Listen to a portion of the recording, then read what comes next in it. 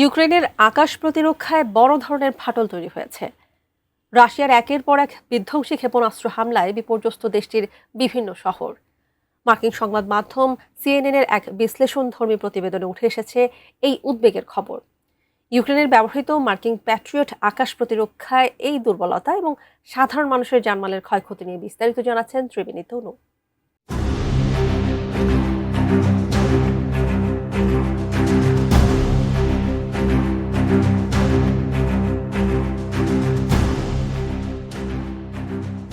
যুদ্ধ বিধ্বস্ত ইউক্রেনের আকাশে এখন কেবলই মৃত্যুর হাতছানি।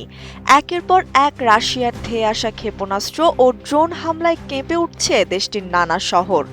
সাম্প্রতিক মাসগুলোতে রাশিয়ার জ্বালানি খাতে ইউক্রেন বেশ কিছু সফল আঘাত এনেছে। তারই প্রতিশোধ নিতে শব্দের থেকেও ৬ গুণ গতির মারাত্মক দূরপাল্লার ক্ষেপণাস্ত্র দিয়ে ভয়াবহ আক্রমণ শুরু করেছে মস্কো। রাজধানী কিয়েভে এক রাতেই বৃষ্টির মতো ছড়েছে রাশিয়ার ডজনখানেক ক্ষেপণাস্ত্র।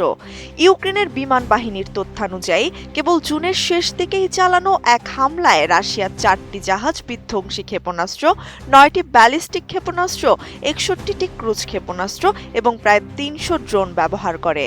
কিয়েভ ও লভিভ অঞ্চল লক্ষ্য করে চালানো এই সমন্বিত হামলায় সাধারণ ইউক্রেনীয়দের মাঝে তীব্র আতঙ্ক ছড়িয়ে পড়ে। নতুন বাংলাদেশ গড়তে এলো জুলফিকার স্টিল। জুলফিকার স্টিল। ইউক্রেনের সামরিক বিশ্লেষকদের বরাত দিয়ে সিএনএন জানায়, রুশ ব্যালিস্টিক ক্ষেপণাস্ত্রের হামলাই এখন দেশটির প্রধান মাথাব্যথার কারণ। কিয়েভ প্রশাসন এখন আমেরিকার তৈরি প্যাট্রিয়ট আকাশ প্রতিরক্ষা ব্যবস্থার জন্য হন্য হয়ে ছুটছে। মার্কিন এই প্যাট্রিয়ট ক্ষেপণাস্ত্রই কেবল রাশিয়ার ব্যালিস্টিক ক্ষেপণাস্ত্র মাঝ আকাশে ধ্বংস করতে সক্ষম। তবে প্রয়োজনের তুলনায় এর সরবরাহ অনেক কম হওয়ায় একের পর এক প্রাণ হারাচ্ছে সাধারণ মানুষ। সম্প্রতি মার্কিন প্রেসিডেন্ট ডোনাল্ড ট্রাম্প ইউক্রেনকে যুক্তরাষ্ট্রের প্যাট্রিয়ট ক্ষেপণাস্ত্র তৈরির অনুমোদন দেওয়ার আশ্বাস দিয়েছিলেন। তার পরপরই রাশিয়ার জ্বালানি খাতসহ বিভিন্ন বেসামরিক স্থাপনা লক্ষ্য করে আক্রমণ জোরদার করে ইউক্রেন। তবে নিজের দেয়া প্রতিশ্রুতি থেকে হুট করেই সরে আসেন মার্কিন প্রেসিডেন্ট, আর তখনই প্রতিশোধমূলক হামলা জোরদার করে রাশিয়া। আন্তর্জাতিক গণমাধ্যমে উদ্বেগ প্রকাশ করে ইউক্রেনের প্রেসিডেন্ট ভ্লাদিমির জেলেনস্কি বলেন, প্রয়োজনীয় ক্ষেপণাস্ত্র সরবরাহ করা হলে অনেকগুলো নিরীহ প্রাণ বাঁচানো সম্ভব হতো। পশ্চিমা মিত্র দেশগুলোর ওপর ক্ষোভ প্রকাশ করেন তিনি।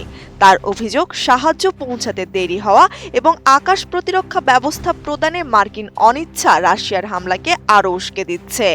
পাশাপাশি তিনি রাশিয়ার ক্ষেপণাস্ত্র তৈরির ওপর আন্তর্জাতিক নিষেধাজ্ঞা আরও বাড়ানোর দাবি জানান।